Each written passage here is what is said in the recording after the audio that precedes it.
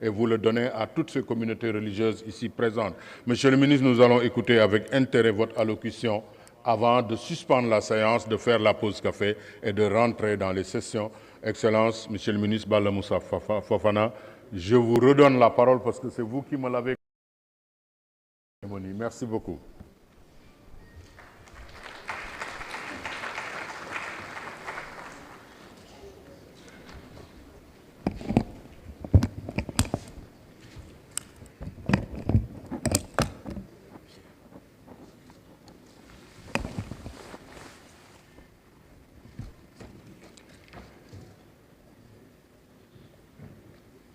Monsieur le représentant du président de la République, mon grand frère, M. Ndim Dramé, Monsieur le secrétaire d'État au logement, M. Momata Alandaou, Mesdames, Messieurs les représentants des autres autorités, Monsieur le coordonnateur national du Plan Vert, très éminente et respectée autorités religieuses, confrériques et coutumières, honorables députés, Messieurs les représentants des corps diplomatiques et des partenaires techniques et financiers, distingués chercheurs et universitaires, chers responsables des organisations de la société civile, distingués invités à vos rangs, titres et grades, tout protocole observé.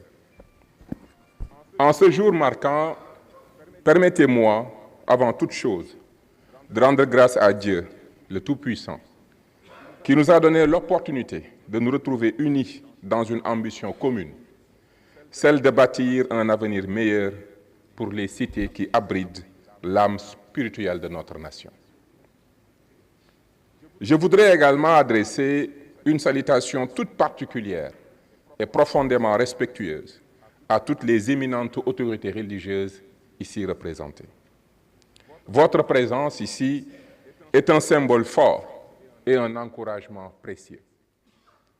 Elle témoigne de notre volonté partagée d'allier dans le même élan la ferveur de la foi et les impératifs du développement moderne.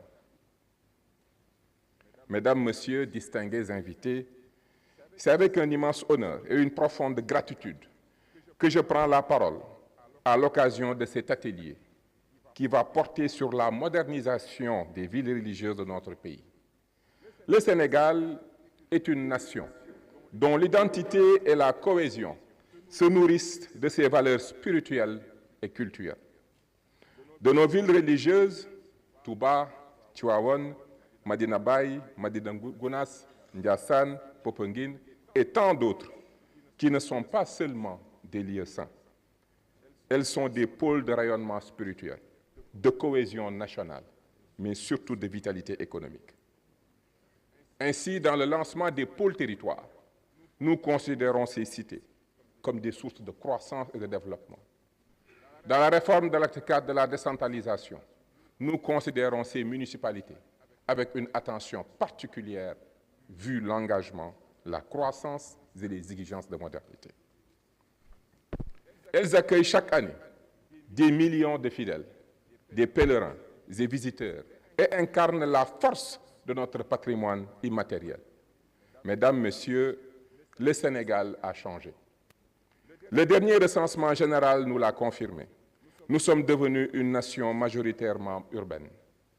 Et cette transition, nous la devons en grande partie à l'émergence fulgurante de nos villes religieuses, en tête de proue la dynamique irréversible d'une cité comme Touba. Ces villes ne sont pas de simples points sur une carte. Ce sont des cœurs qui battent au rythme de notre identité nationale. Chaque année, elles accueillent des millions de fidèles, transformant le Magal, le Gamou, le Daka ou le pèlerinage de Popenguine en de véritables phénomènes humains, économiques et spirituels. Face à cette réalité, une question s'impose à nous, les décideurs publics. Comment accompagner cette croissance hors norme? Comment transformer l'afflux massif en opportunités durables? Comment moderniser sans dénaturer? Comment équiper sans blesser l'essence sacrée de ces lieux? La réponse, l'État du Sénégal l'a apportée. En créant ce programme national d'aménagement et de modernisation de nos villes religieuses. Programme ambitieux, né de la conviction profonde que la modernité des cités est un levier indispensable pour notre cohésion sociale, notre développement territorial équilibré et l'émergence d'une économie locale résiliente. C'est ici que réside le sens profond de notre atelier d'aujourd'hui. Nous ne sommes pas réunis ici pour un simple moment de rencontre. Nous sommes réunis pour un dialogue stratégique, pour une concertation naturelle, un échange soit direct, franc et percutant. Parlons des infrastructures. Comment garantir? Parlons financement. Comment mobiliser l'ingénierie financière, le financement islamique, le financement vert, le financement participatif? Sont-ils des leviers qui nous permettront de réaliser ce qu'ils ont besoin? Parlons tourisme et économie. Comment transformer la ferveur religieuse en des destinations touristiques spirituelles de renommée mondiale dans le respect le plus, en faisant de nos villes religieuses des pôles de développement inclusifs de nos valeurs spirituelles et culturelles et ouverts sur le monde. À l'issue de nos travaux, voici ce que nous devons impérativement atteindre. J'appelle cela nos 4 piliers. Premièrement, la clarté. Nous voulons que chacun d'entre vous reparte avec une compréhension, mais surtout avec une vision claire des prochaines étapes. Deuxièmement, l'identification de nos villes religieuses. Troisièmement, l'action. Notre objectif est de forger urbaine l'équipement de nos cités religieuses, la dimension opérationnelle du plan vert. Ce n'est pas un exercice théorique, ce sont les fondations. C'est une question liée au développement économique, l'activité architecturale, la croissance urbaine et le cadre de vie. Elle est donc un levier stratégique pour la... Nous ne faisons pas que bâtir des routes, des réseaux d'assainissement ou des édifices cultuels. Nous renforçons l'unité nationale. Nous valorisons notre patrimoine nouvelle pour les jeunes, les femmes, les artisans et les entreprises. Nous lançons aujourd'hui un appel aux partenaires techniques et financiers pour qu'ils continuent d'accompagner, pour qu'elles s'approprient pleinement cette dynamique et soient les garants.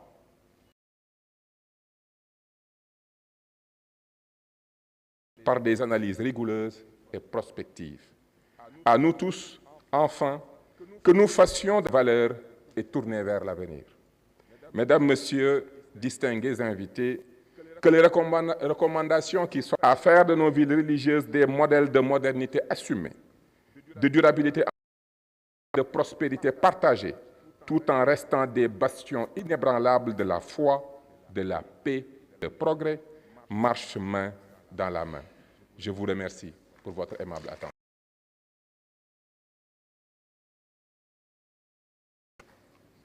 mbokk yi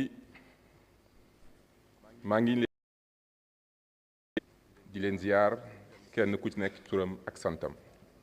may fekke ak tal ñu mën a dajaloo fii tey waxtaanee li nga xam ne ñun ñëpp ñoo ko bokk mooy sunu dëkk yi nga dëkk la yoo xam ne dañoo amee mandarga yi ëpp yi gën ci ñun mooy mandarga sell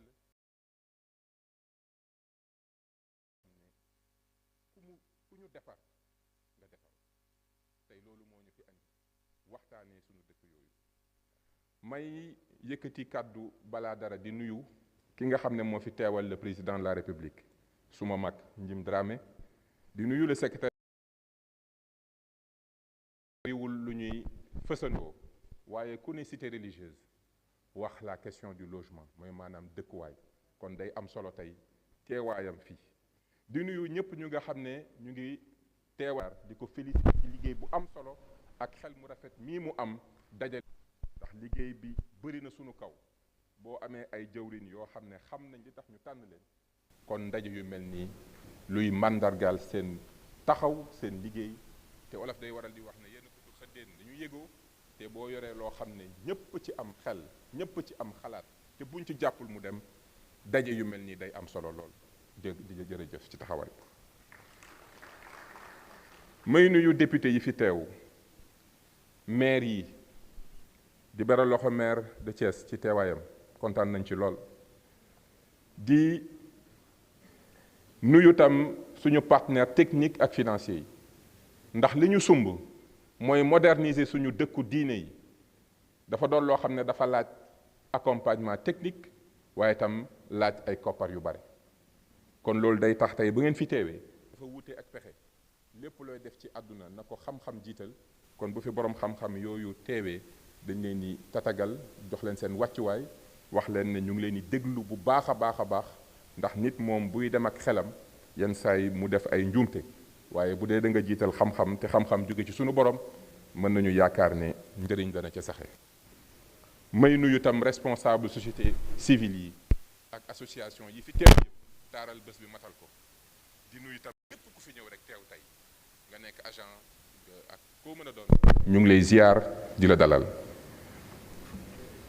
ginnaaw loolu damay jéem rek tënk li nga xam ne wax naa ko ci tout à l'heure wax ne mbégte laa am ak cant waaye mbégte mu jéggi dayoo ndax tey dafa am ci salle bi ñoo xam ne dañ fi teewal sunu kilifa diine yi que mu nekk ci këru diine bu ne ak ci diine bu nekk ndaw yooyu teew fi tey dama leen a bëgg a beral nuyoo ak tatagal ak gërëm ak cant ndax xam ñi leen fi yónnee di leen wax ngeen dal ak jàmm di leen di kontaan ci seen taxawaay di wax rek ne ngeen waxal ñu suñu kilifa yooyu ne lépp lu nu mën ci taaral ak jagal suñu dëkk yooyu dañ ko def ci kàttanu yàlla ak baaxam.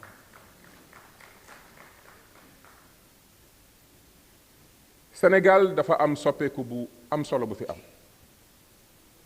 bi ñu jàngatee ni askan wi di doxee dañu gis ne urbanisation tey mooy milieu urbain mooy maanaam dëkkub taax moo ëpp ci askan wi loolu dafay wane ne dëkkub taax dafa am lu soxla ko ci ni ñu war a maîtriser suuf si ak ni nit ñi dëkkee soxla gàncax ñu mën ko sàmm loolu la Sénégal di dund te borom def tax na day xëcc doomi aadama yi ñu fay ñëw di wut si leer waaye itam dafay ñëw ngir bëgg fa dëkk tey ci naka lañ leen di accompagner dëkk yooyu mën nañ ci lim Touba Tivaouane Madina Gounass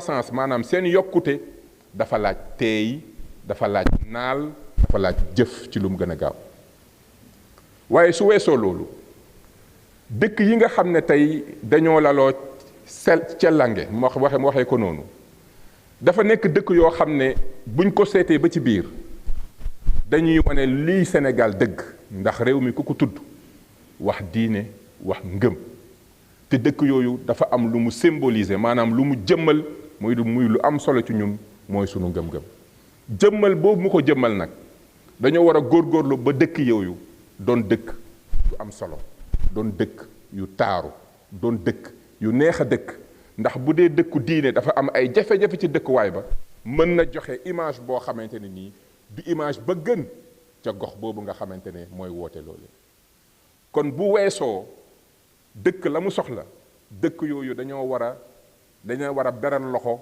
ci taaral ak ci jëf ju ñu war a jëf ngir ñu doon ay màndarga ndax dafa doon loo xam ne day fësal sunu réew mais su weesoo loolu dëkk bu la ëppi nit yenn saa yi moo lay ëppi koom moo lay ëppi soxlay koom te koom surtout koom boo xamante ne nii dafa wékku ci ñi nga xam ne dañoo dëkk ci biir dëkk bi mooy développement local dafa laaj accompagnement dafa laaj taxawu dafa laaj ñu def lépp loo xamante ne rek bu ñu ko defee mbir gën a baax te seen mbir bu gënee baax réew mi ñëpp daal di ko yéeg kon da ngeen di gis ne lii ñu woote tey muy ndaje boo xam ne du rek ndaje pour gisante naam gisante am na solo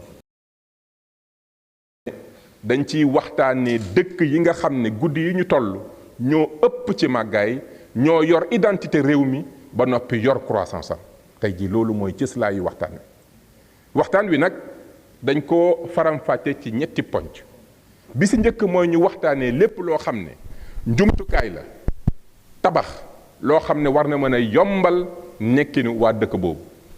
ba ca topp ñu waxtaanee lépp loo xam ne ci mbiri koppar la, lépp luy finance boo xam ne buñ ko tegee muy finance islamique, finance boo xam ne ci mbiri développement durable lay jóge, wala financement boo xam ne nit ñi ñooy dajale lanu am daal di koy def ci dëkk ba te xaaruñ ca dara. Modèle de financement yooyu ñu xool nañ koy jëmmalee ba mbir mi mën a jëm kanam.